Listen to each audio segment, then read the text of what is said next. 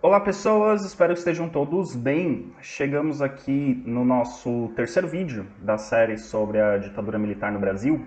Nos vídeos anteriores a gente falou sobre o golpe de 64, sobre as motivações, sobre as ideologias por trás do golpe, sobre o discurso de combate ao comunismo, né, da ameaça comunista que motivou a derrubada do governo João Goulart e a implementação de uma ditadura que tinha como objetivo supostamente defender o Brasil da ameaça comunista e manter o Brasil dentro de uma ideologia capitalista, cristã, conservadora e defender os valores da família e dos bons costumes. No segundo vídeo, a gente viu as medidas que os militares tomaram no poder, viu como os atos institucionais fizeram com que esse governo fosse de fato uma ditadura. Vimos como os militares controlavam o poder político, né? Não havia eleições diretas para governadores, para presidente, para prefeitos de capitais e de cidades importantes. Os militares podiam caçar direitos políticos, então políticos de oposição que tivessem grande apoio da população, grande apelo popular e que incomodassem o regime não podiam mais se candidatar, eram caçados. O regime pôde perseguir opositores, então vários brasileiros foram presos, foram torturados, foram exilados por se opor ao regime. E vimos também que, a princípio, do ponto de vista econômico, o governo militar teve muitas dificuldades, o Brasil entrou numa crise econômica no início da ditadura, mas no final da década de 60, a repressão política, né, o AI-5, que aumentou a repressão contra manifestações, contra movimentos de trabalhadores. Então, o aumento da repressão política fez com que movimentos de trabalhadores, protestos, greves praticamente cessassem.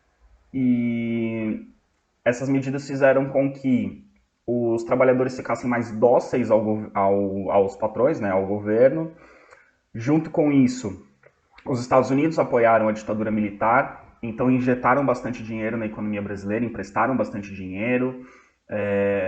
As empresas estrangeiras voltaram a investir no Brasil, que tinham parado ali durante o governo de João Goulart. Então tem bastante dinheiro disponível, os trabalhadores não estão se manifestando, não está tendo greves, está tendo um certo clima de estabilidade, né? Uma sensação de que o país está tranquilo, apesar de a gente saber do clima de tensão por conta da perseguição aos opositores. E o contexto internacional está favorável, então tudo isso faz com que o Brasil tenha um momento de grande crescimento econômico, né? Que é o chamado milagre econômico ou milagre brasileiro. E esse período do milagre vai de 69 a 73, portanto coincide mais ou menos com o governo do presidente Médici.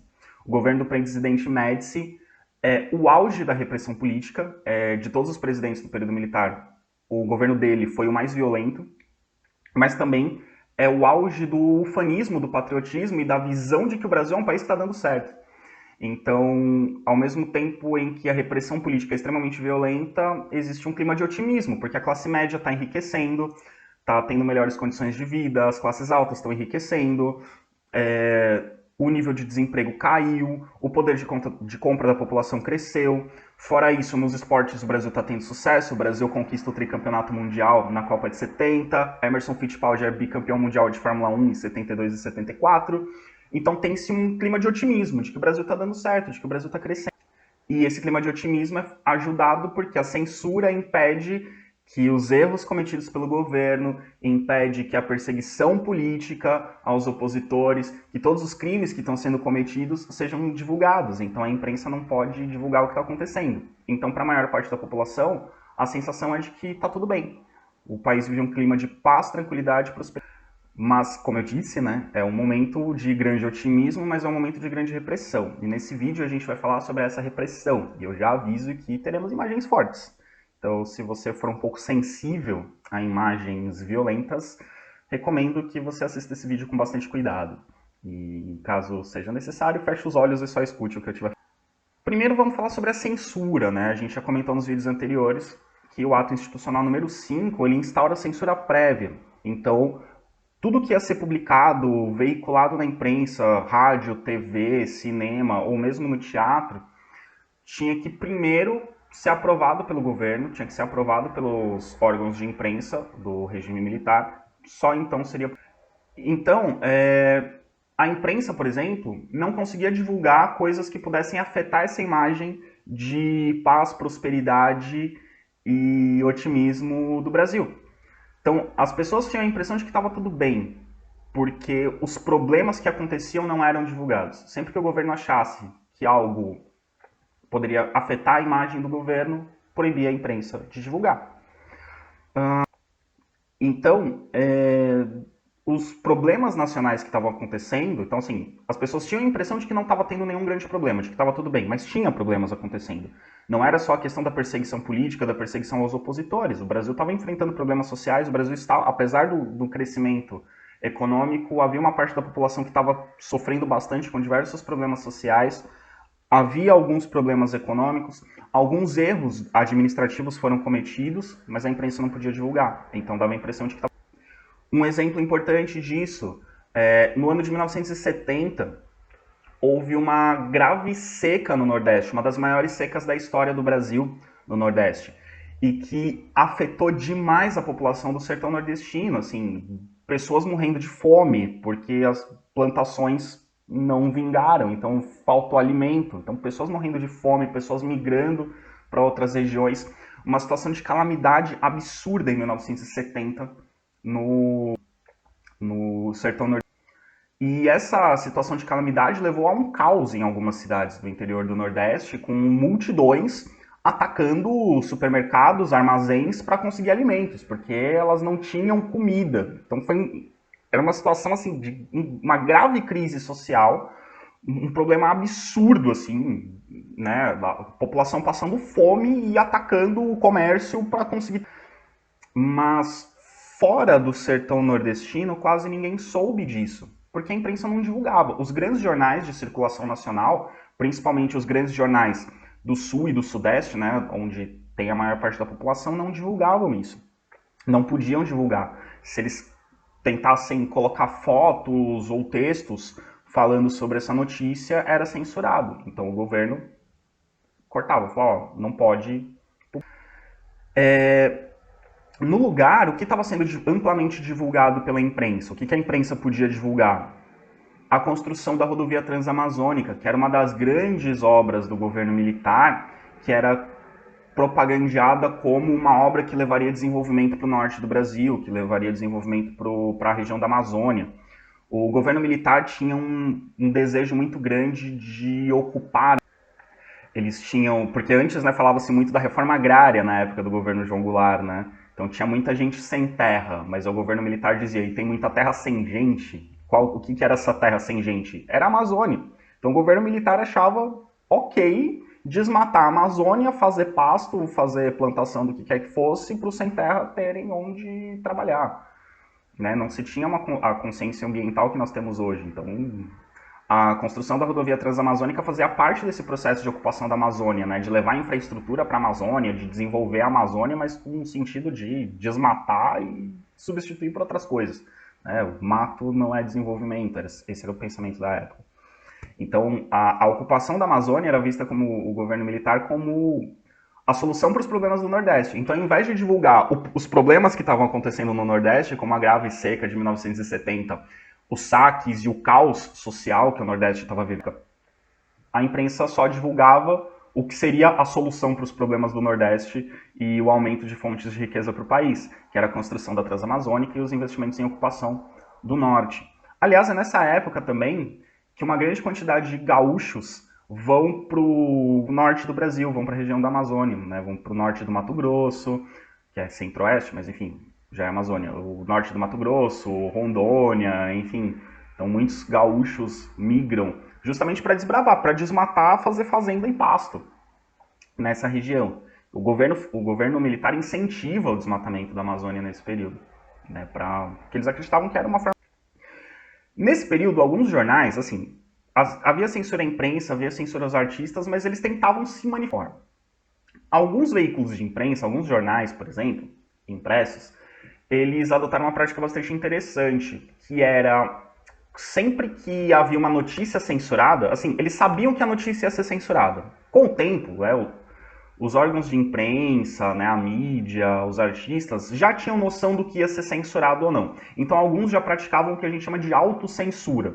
Quando ele sabia que algo ia ser censurado, ele nem tentava fazer. Quando sabia que uma notícia ia ser censurada, nem tentava publicar. Né? O artista, quando sabia que uma música ia ser censurada, nem gravava. Né? Tinha autocensura. Mas outros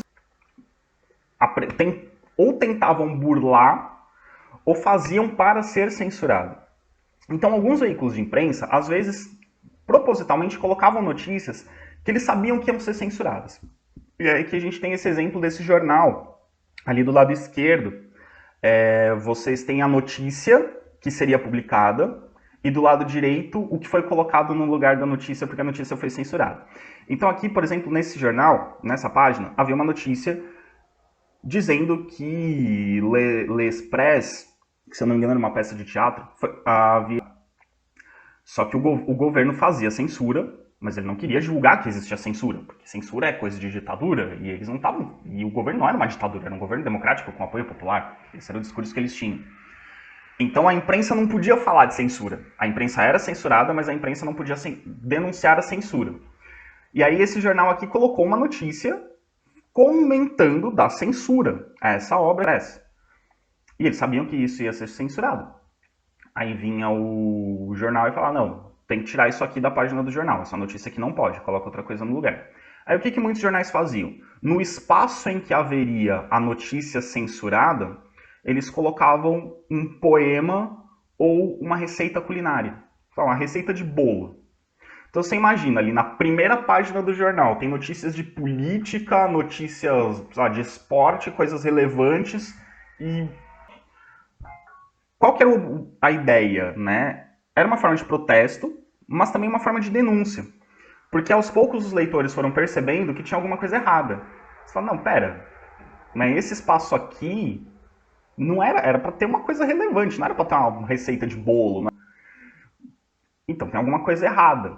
Então isso era uma forma dos jornais, de forma velada, né, de uma forma não explícita, denunciar que eles haviam sido censurados. Então sempre que o leitor via ali um poema num lugar estranho, uma receita num lugar estranho, ele sabia que ali teve uma notícia censurada. Não dava para saber o que foi censurado, mas ele sabia que ali era para ter alguma coisa que o governo não deixou publicar.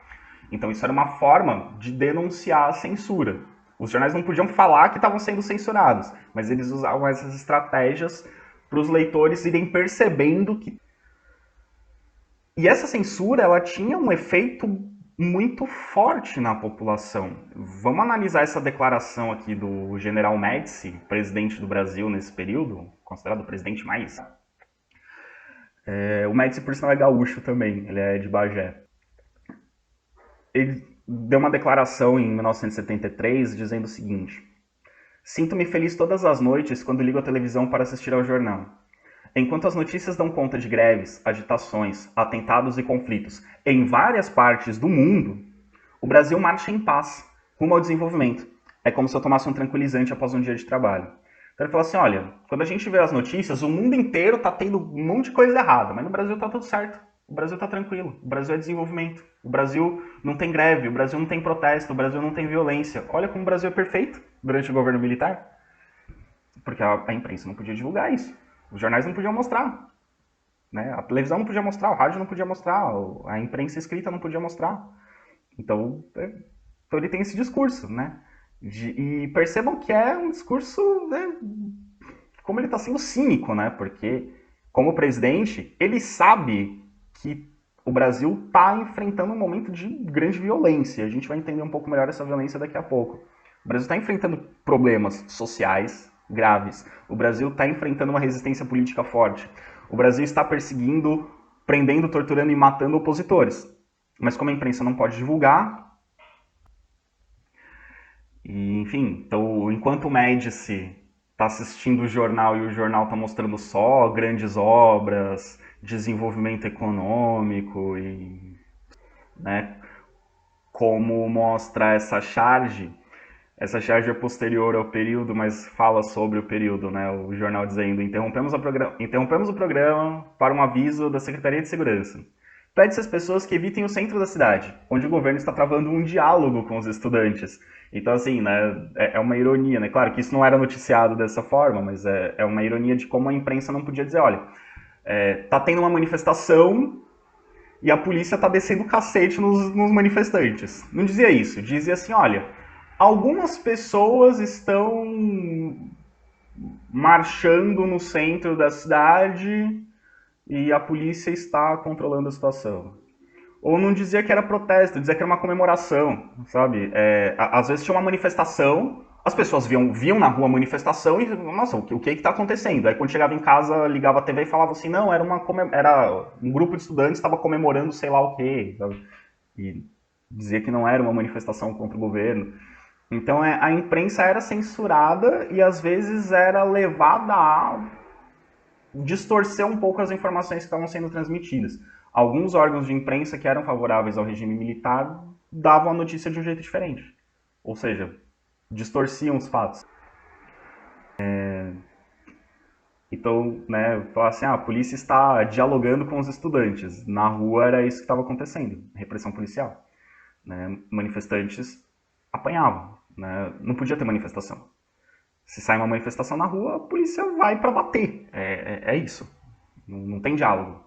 Não tem, vamos deixar eles se manifestarem pacificamente. Não pode manifestar. Contra o governo não pode se manifestar. Não pode juntar gente na rua. Entre as leis que surgiram durante a ditadura militar, as pessoas não podiam reunir grupos na rua. A partir de um determinado número de pessoas era considerado uma manifestação subversiva. Não importa que um determinado grupo de pessoas se juntasse cantar. Não podia. Grupos grandes não podia. Era considerado manifestação, era subversiva. Vejam o que era. Se você juntasse, você era suspeito. Mesmo que você...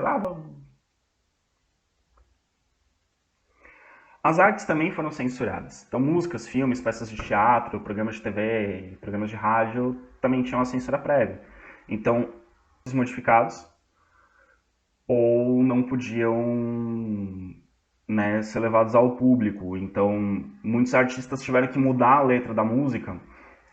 Às vezes podia ser por motivos assim, se achassem que a música era sensual demais, ou que determinada cena na novela era muito picante, ou uma violência muito explícita, ou que passasse uma mensagem que fosse contrária aos valores cristãos e da família tradicional. Então, a censura ia para cima disso. Mas é interessante porque os censores, eles não tinham exatamente uma regra, era tudo muito vago. Então, alguns censores, né, algumas pessoas responsáveis por fazer a censura, toleravam certas coisas e outros não.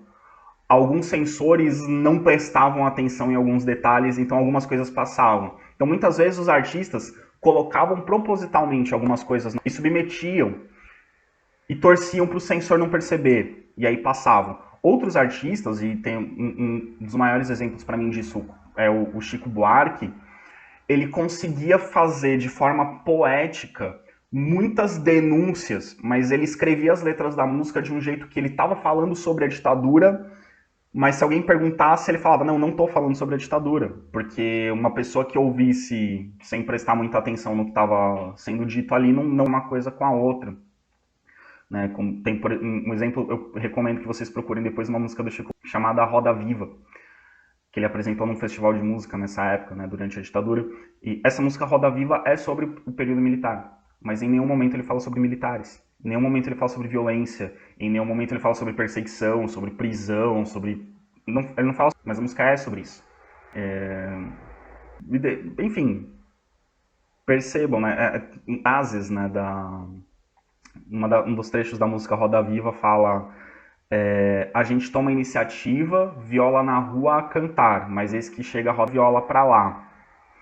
Dá a impressão, assim, você ouve a música que a roda viva é, sei lá, é o destino, é o tempo, que as coisas são. Mas na verdade ele tá falando: a gente toma iniciativa, viola na rua a cantar, a gente vai pra rua fazer protesto.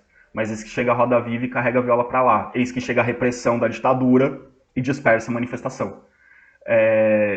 Então, ele está usando uma linguagem poética para denunciar o que a ditadura está fazendo. Então as pessoas tinham que estar muito ligadas na mensagem que está sendo passada pelos artistas. E aqui a gente tem um exemplo de um documento, né? Tem lá a letra de uma música chamada Cálice, de Chico Buarque, escrita e gravada por eles. A música é Cálice, e ela faz uma referência a uma passagem bíblica, né? Quando tá para ser preso, né? Antes ele faz uma oração dizendo: Pai, se possível, afasta de mim esse cálice, né? Não sofrer, me ajuda, né? Não me deixa sofrer, mas se eu tiver que sofrer, que seja feita a vossa vontade. Então eles usam essa frase bíblica, né? O Pai, afasta de mim esse cálice. Só que a música ela vai repetindo: Pai, afasta de mim esse cálice, Pai, afasta de mim esse cálice, Pai. Tem muita, reforça muito a expressão cálice. E esse cálice, na verdade, não é cálice o objeto, é cálice de se cale, né, de calar-se. E a censura pegou, o censor entendeu que ele estava falando, denunciando a censura, né, o cálice, né, se cale, fique calado. E aí o censor anotou ali do lado, né, que o cálice, na verdade, era cálice. E aí vetou a música, ela só pôde ser gravada e veiculada depois.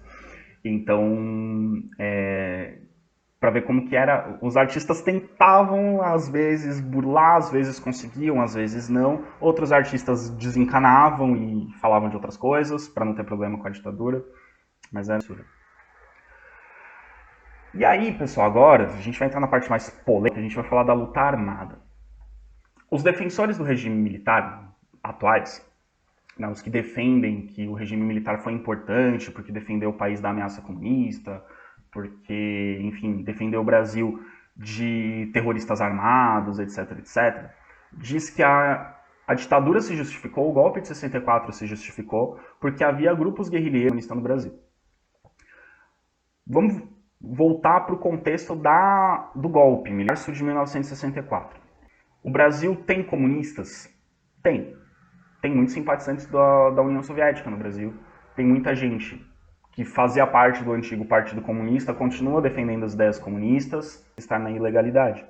Né? Mas, através de outros partidos, de outras formas de ação, continua militando com um pensamento ligado ao comunismo, a uma ideias de esquerda. Existia no Brasil pessoas que defendiam a revolução, que o Brasil devia ter uma revolução socialista? Existia. E existem hoje. Não deixaram de existir. Pessoas que defendem a revolução, que acham que o Brasil é um socialista. Existia. Essas pessoas tinham alguma chance de fazer uma revolução socialista em 1964, no ano em que o golpe militar foi deflagrado? Não. Não existia a menor possibilidade de haver uma revolução socialista. Por quê? A esquerda brasileira, majoritariamente, não era adepta da luta armada.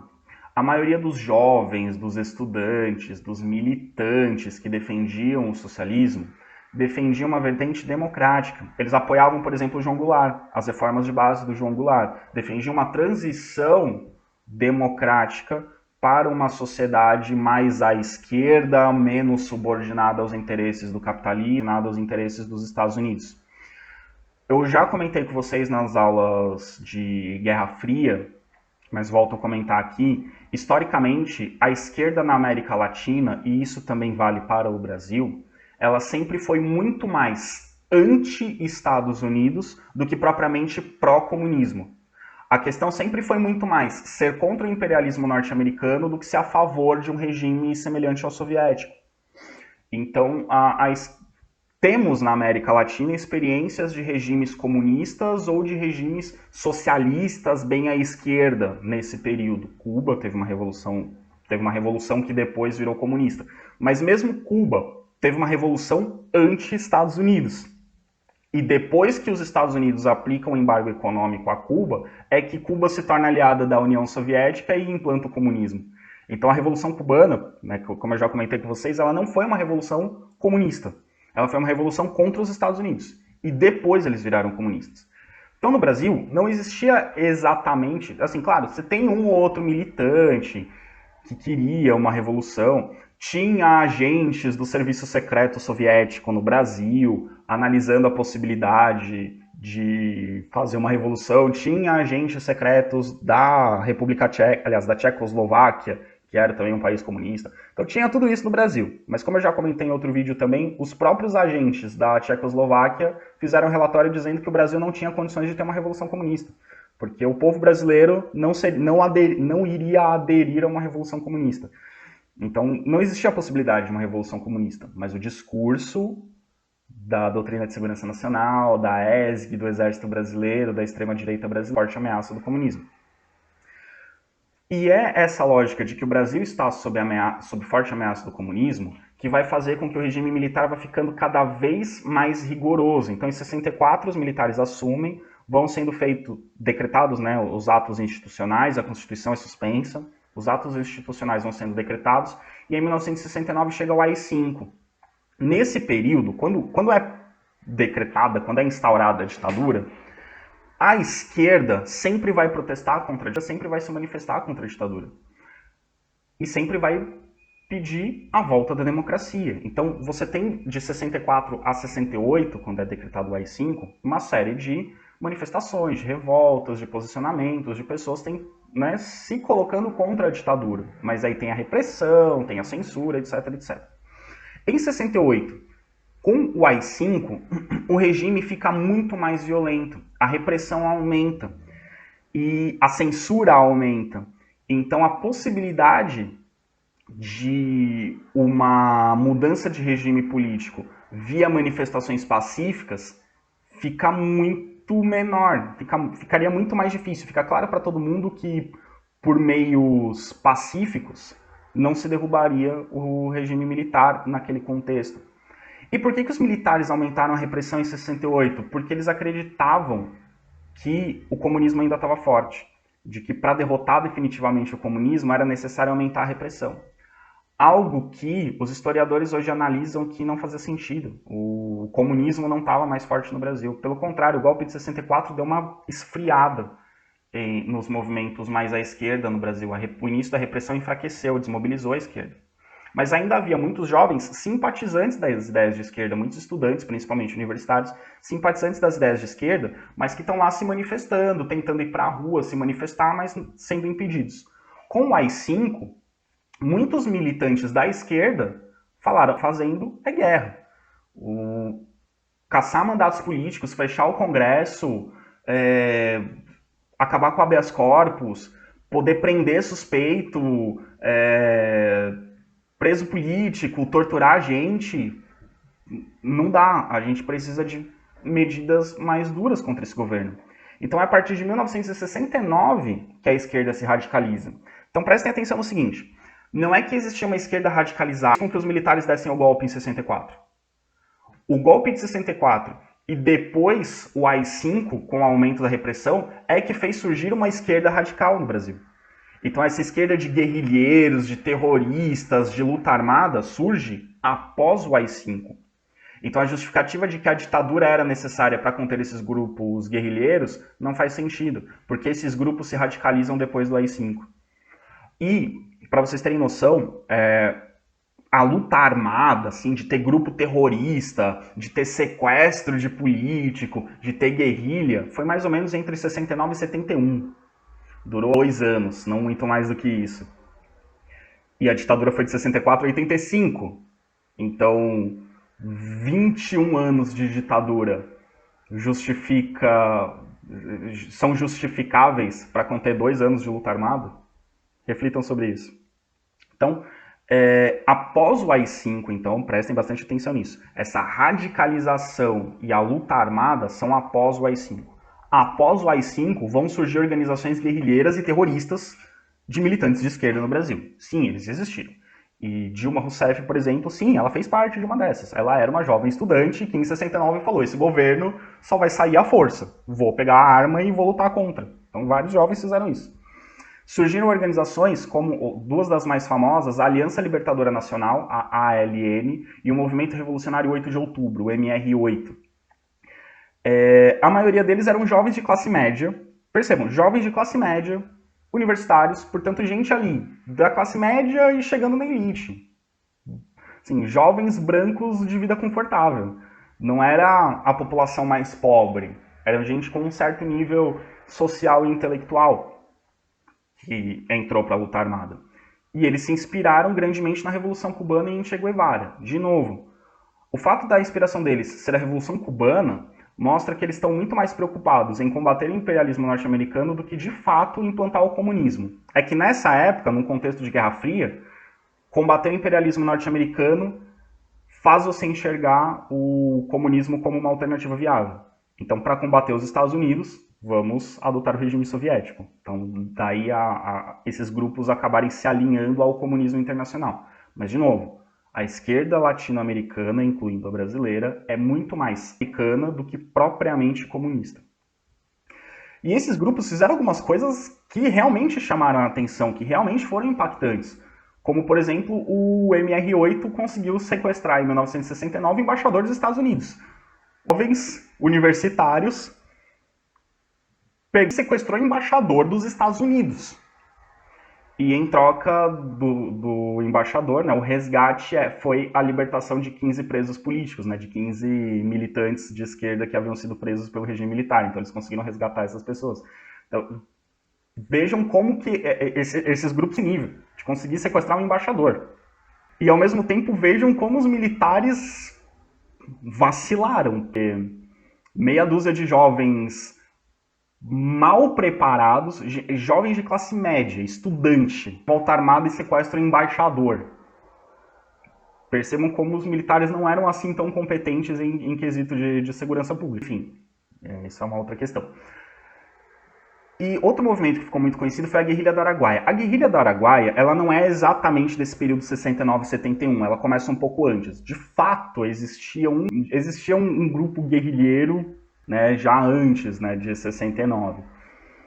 Mas era um grupo muito pequeno, era de pessoas. Não chegava a dezenas. De jovens também, classe média, universitários, em armas para lutar contra a ditadura.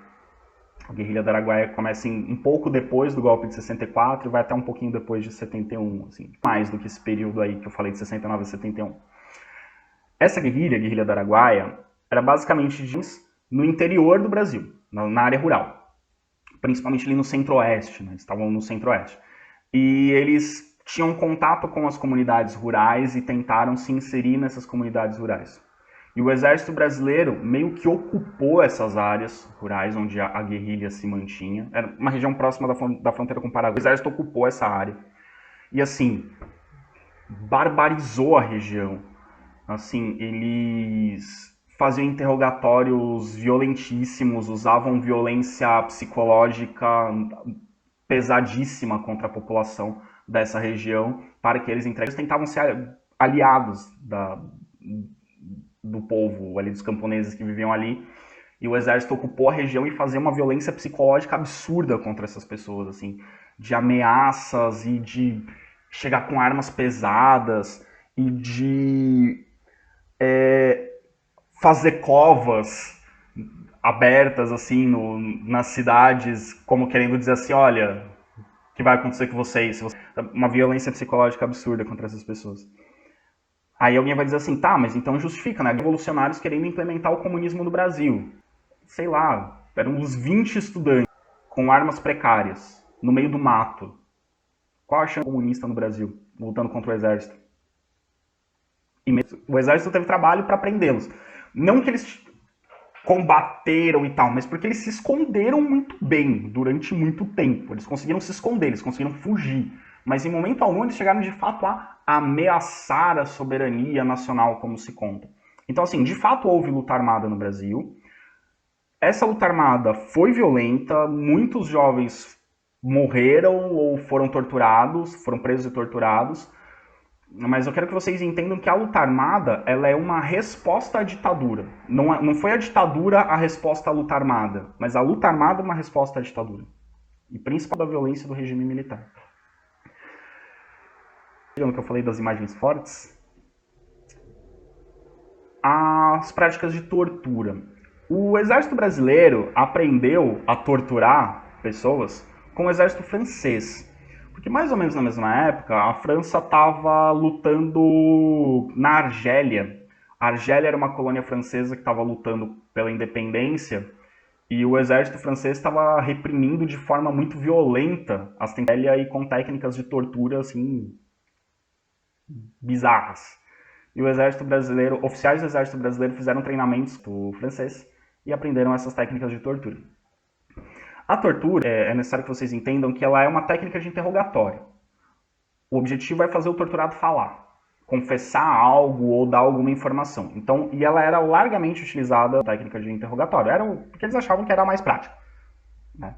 Só que a tortura também tem um lado de violência psicológica. A pessoa que passa pela tortura, ela fica traumatizada. A ideia também era assim, olha o que acontece com quem tenta trair o governo, né? Então, a ideia era meio assim que fazer a pessoa nunca mais voltar a algo subversivo. Quando no mundo soube-se que o Brasil praticava tortura como método de interrogatório, várias organizações internacionais, a ONU, etc. e tal, se manifestaram contra. Mas o governo brasileiro, o governo da ditadura, sempre negou que houvesse tortura. E hoje nós sabemos, é amplamente documentado. Nós temos muita documentação, além de testemunhas, além de torturadores que confessaram que realmente o governo militar sempre negou. Quem era torturado era tratado como guerrilheiro, aparecia na imprensa. Ele é guerrilheiro, ele é terrorista, é guerrilheiro, ele é um assassino terrorista, todo mundo que foi torturado era de fato guerrilheiro. Vamos entender isso. E a tortura não começou em 69, com a AI-5, com a implementação do regime militar em 64. Então, estima-se que nesse período, cerca de 20 mil brasileiros foram torturados. Quase todo mundo que foi preso político, e a gente está falando de cerca de 20 mil pessoas.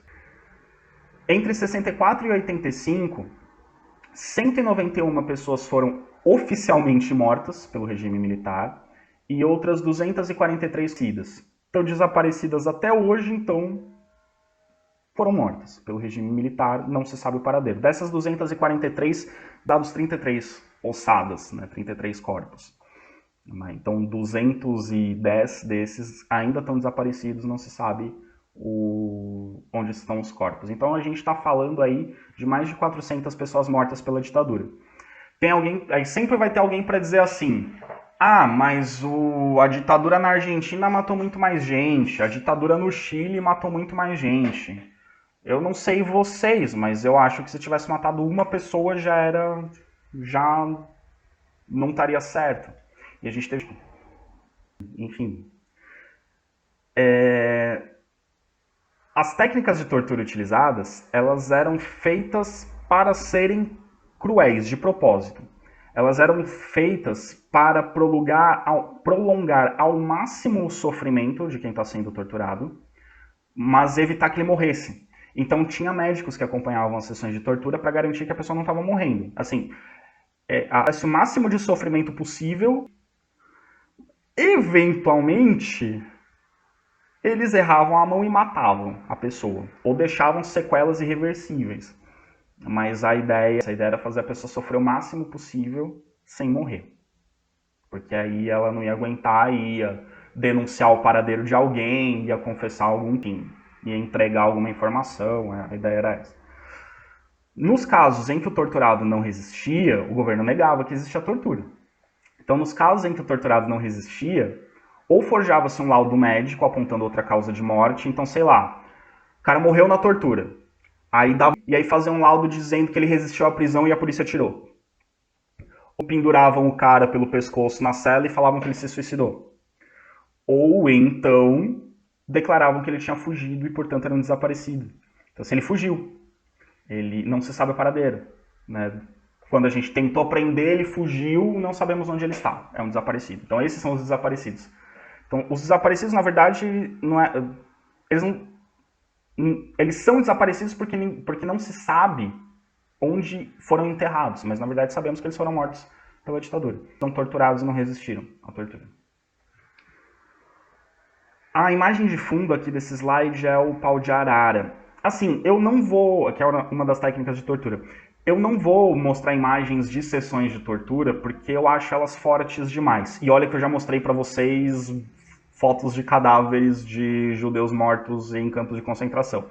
Para vocês terem noção de como que era pesado as sessões de tortura. Mas para quem tem interesse e estômago forte, existe um filme brasileiro chamado Batismo de Sangue, que mostra em detalhes como eram as sessões de tortura. Tinha torturas do tipo enfiar um palito de dente embaixo da unha da pessoa, tinha choque, tinha um instrumento de tortura que era a cadeira do dragão, que era tipo uma cadeira elétrica, choque. Em mulheres, eles davam choque nas genitálias da mulher, colocavam fios elétricos ali, dar choque na genitália da mulher, enfiar a cabeça da pessoa na água, saco plástico na cabeça da pessoa. Assim, dar tapa, soco, chute, isso era o de menos, isso era o mais leve da tortura. Então, assim, pensava assim, a pegar um alicate e arrancar a unha da pessoa. Coisas pesadíssimas, terríveis. Mesmo sofrimento, mas para a pessoa não morrer. Aqui algumas imagens fortes, traumáticas, né? 2 documentos históricos. Do lado esquerdo a gente tem ossados de militantes políticos que foram enterrados como indigentes, encontrados no cemitério de Perus, na Grande São Paulo. Então alguns, enfim, sei lá, quando morre um mendigo na rua que não tem nenhum documento, não tem como identificar, ele é enterrado num cemitério público como um indigente. Ele é enterrado sem identificação. Alguns mortos pela ditadura foram enterrados como indigentes. Então, algumas investigações descobriram que no cemitério de Perus havia alguns mortos pela ditadura que haviam sido enterrados ali como indigentes, mas a grande maioria não se sabe o paradeiro. E ali do lado direito a gente tem fotos de cadáveres de prisioneiros com marcas de tortura. Então a gente tem pessoas que foram torturadas, que morreram durante a ditadura. E, enfim, essas fotos estavam para os laudos médicos, para registros da polícia, mas isso não era divulgado, obviamente. Mas depois, né, pesquisadores tiveram acesso a essa documentação e muitas pessoas que eram desaparecidas soube-se então que haviam sido mortas enquanto eram torturadas pela ditadura. Então aí as famílias pelo menos souberam o que houve com essas pessoas, né? E aí finalmente puderam ter um atestado de óbito. Que assim, o problema do desaparecido, para vocês entenderem, quando alguém perde um familiar, uma pessoa querida, ela passa por um período de luto. Então tem a morte, tem o sepultamento e tem o período de luto. E após esse período de luto, a pessoa começa a se recuperar. É um tratamento de doença mesmo, né? É um luto, é uma perda. Quando a pessoa não sabe o paradeiro, quando é uma situação de desaparecimento, é como se esse luto durasse para sempre, porque você não tem o encerramento do sepultamento e o período de recuperação.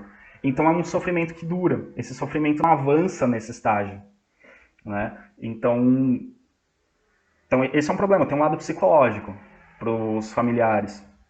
E tem alguns problemas sociais e legais. Por exemplo, a viúva, se ela não tem o atestado de óbito do marido, ela não tem direito à pensão. Os filhos, a viúva, os filhos não têm direito à pensão, não têm direito à herança, porque não tem o atestado de óbito, essa pessoa oficialmente não está morta.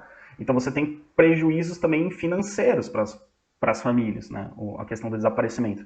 Então, encontrar-se essas pessoas, ou o Estado reconhecer que essas pessoas de fato foram mortas pela ditadura, tem um efeito emocional para a família, e tem um efeito financeiro também, né, social.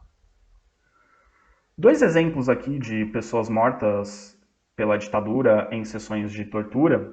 O jornalista Vladimir Herzog, que foi preso na década de 70 e morreu durante uma sessão de tortura. Mas assim, ele era um jornalista conhecido e tudo mais, e aí ele morreu na sessão de tortura. E falaram, e agora? Ferrou, morreu. O cara foi torturado, morreu, vão saber que a gente torturou ele. O que fizeram? Penduraram ele pelo pescoço na cela e disseram que ele se suicidou. Olha, ele se matou na prisão. E aí oficialmente foi suicídio.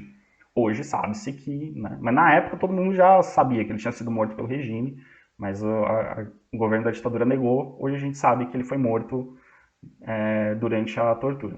E outro caso que foi muito emblemático, o do engenheiro Rubens Paiva. O Rubens Paiva era um político, ele foi deputado, teve os direitos políticos cassados, e aí ele trabalhava como engenheiro, era um pai de família comum, trabalhava como engenheiro.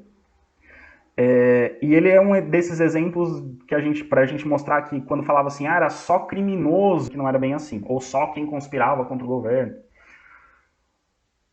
As investigações, né, da polícia política, né, do regime militar, descobriu que o Rubens Paiva recebia cartas de exilados. Os exilados, eles eram expulsos do país, eles não podiam manter contato com brasileiros. E o Rubens Paiva, conhecia alguns desses exilados e ele recebia cartas desses exilados e entregava essas cartas para os familiares. Era comunicação com família, não tinha nada de conspiração, não tinha nada de plano político para derrubar o governo, era só a gente que estava exilada mandando notícias para os familiares e os familiares respondiam mandando notícias para os seus parentes.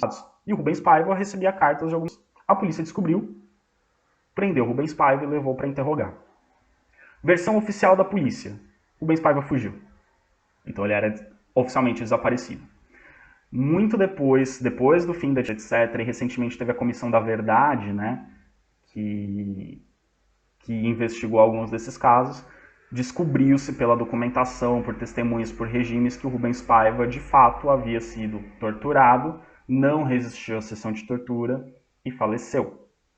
Então e percebam que ele foi torturado até a morte, exiladas entre... Enfim...